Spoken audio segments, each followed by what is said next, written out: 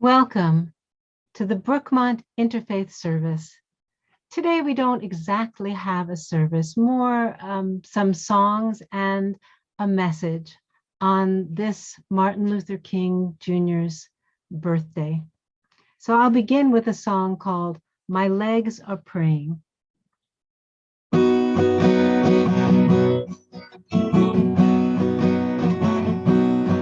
I run to do good, when I run to do good, when I run to do good, then I know my legs are praying.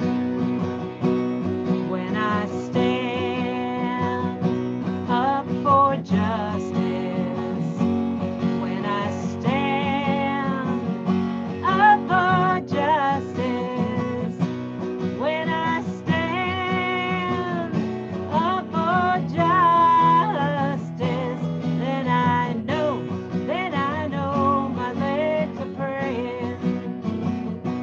When I walk with my sisters and brothers, when I walk with my sisters and brothers, when I walk with my sisters and brothers, then I know my legs are praying. Then I know my legs are praying.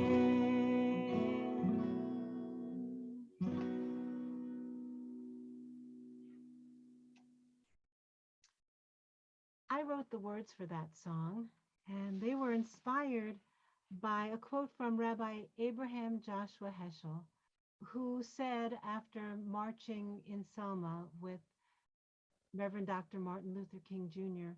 and so many others, "For many of us, the march from Selma to Montgomery was both protest and prayer. Legs are not lips, and walking is not kneeling. And yet, our legs uttered songs. Even without words, our march was worship. I felt my legs were praying." Now, I wrote the words for that song. However, the tune for that song is a traditional tune that, even though I don't know exactly what song it came from, and I'm still researching that, it seems that it came from an art form that sprang from the heartache and creativity of Black enslaved people. I want to share with you parts of a recent report on NPR that has inspired me, and I hope it touches you as well. I will give the link in comments so you can hear the whole report and hopefully share it. It begins with Scott Simon, the host, saying, "As the national reckoning over racism grew over the past few years, many churches put up Black Lives Matter signs. A few are now going a step further and are trying to acknowledge financially the origins of some of the songs they sing during services." From WGBH in Boston, Craig Lamalt has the story. Lamalt says, "Many songs that churches all over the country sing come from a musical tradition of spirituals originally composed by African people enslaved in America. Susan DeSelms is the minister of music at the United Parish, which is predominantly white. Some parishioners began asking whether it was okay for a mostly white church to sing them at all. That debate within the church heated up," she says, "after the murder of George Floyd. Please note that Black music scholars have informed DeSelms that Negro spiritual is the correct name for this art form." Susan DeSelms says, "There was a growing discomfort around how to use Negro spirituals appropriately and respectfully. And it brought up a lot of emotions from a lot of people. And I started thinking about, well, what can make this right? What can make this not feel terrible? And how do we get through this? I mean, we have a sign on our church that says Black Lives Matter. But what else? What else do we want to do about that? So DeSelms addressed the issue head on in a recent homily at the church. She said, "We're talking about Negro spirituals today. Words matter. And while using the word Negro, even in this context, gives me discomfort, I can acknowledge that the discomfort is mine, and it comes from the shame I feel as a white person of privilege. Today, we as a church will begin the practice of collecting royalties for the spirituals we sing in worship. Whenever we sing Negro spirituals, we will collect an offering that will support the development of Black musicians."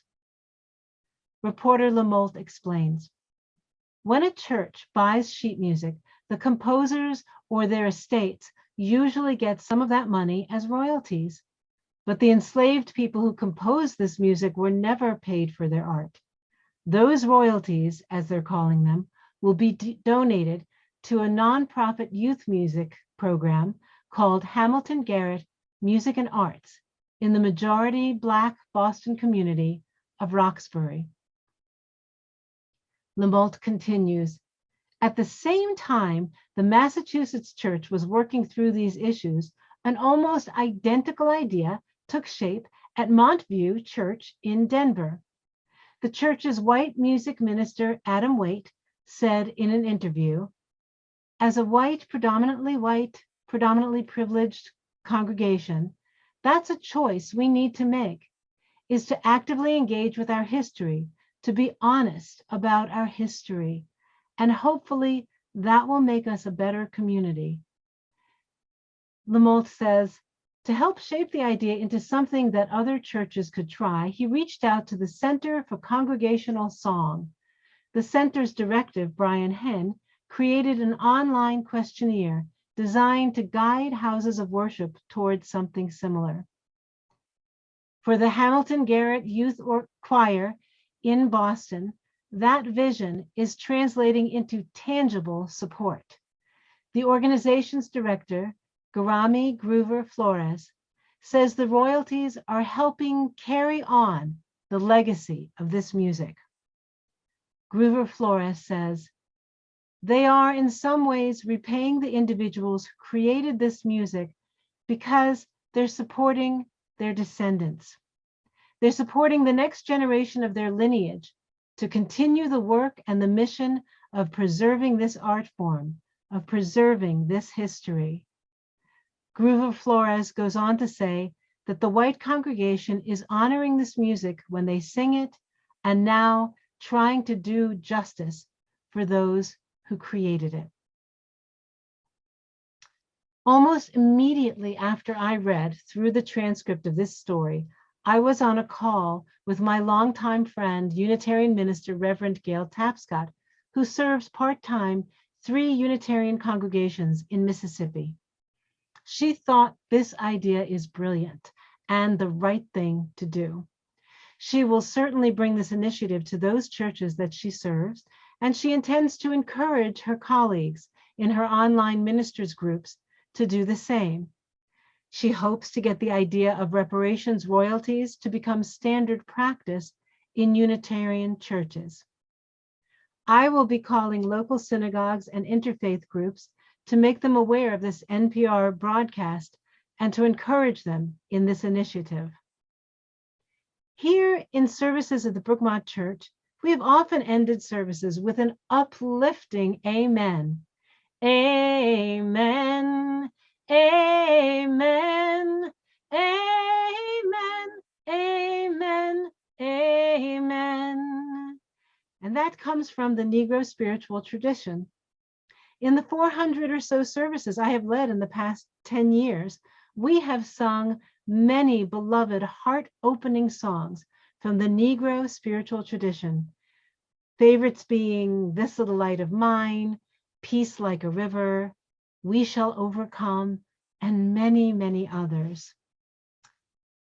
I am going to find out where I can do the most good with my personal reparations royalty money for past use of these songs and continue contributions from there. I will be looking for music programs that serve the descendants of the creators of this art form. I welcome any help from the community in spreading the word about this initiative to other places of worship and suggestions for where this money will do the most good.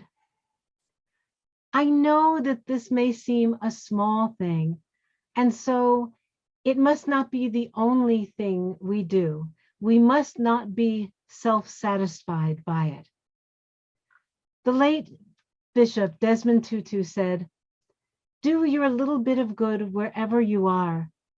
It's those little bits of good put together that overwhelm the world." Maybe this small thing that we do will be a big thing to someone. I would like to end with the song, "If Not Now," by Carrie Newcomer. If not now, tell me when. If not now, tell me when. We may never see this moment or place or time again. If not now, if not now, tell me when. I see sorrow and trouble in this land. I see sorrow and trouble in this land. Though there may be struggle, we'll make the change we can. If not now, if not now, tell me when. If not now, tell me when. If not now,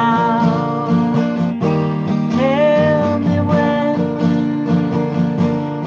We may never see this moment or place or time again.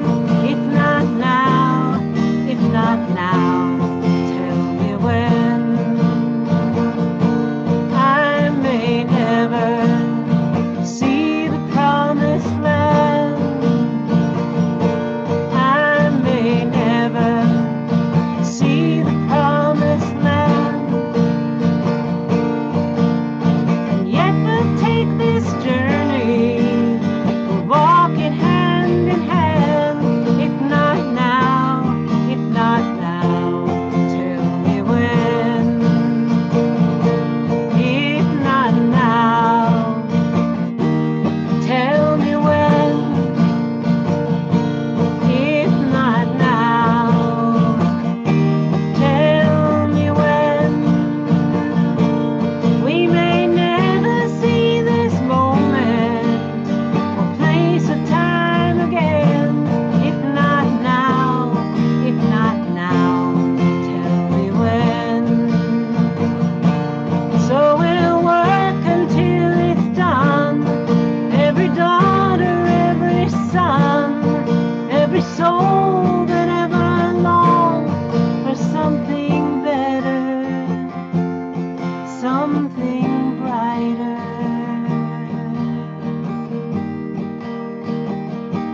It will take a change of heart for this to mend. It will take a change of heart for this to mend.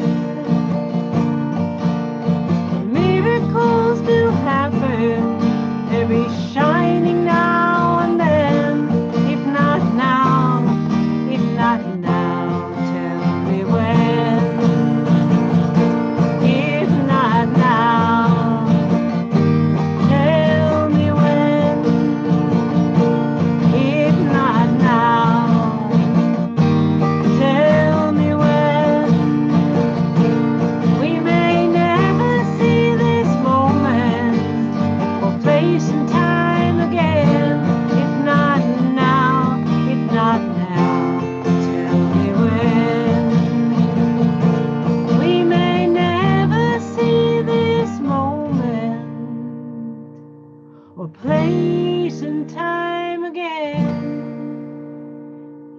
not now, if not now, tell me when.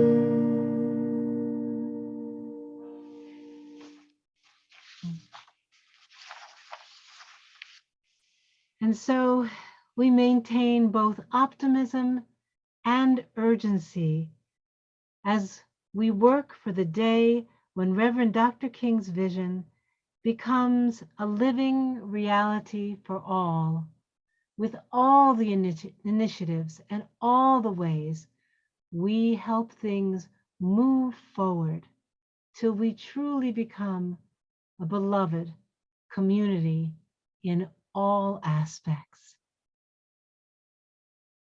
Amen. Amen. Amen.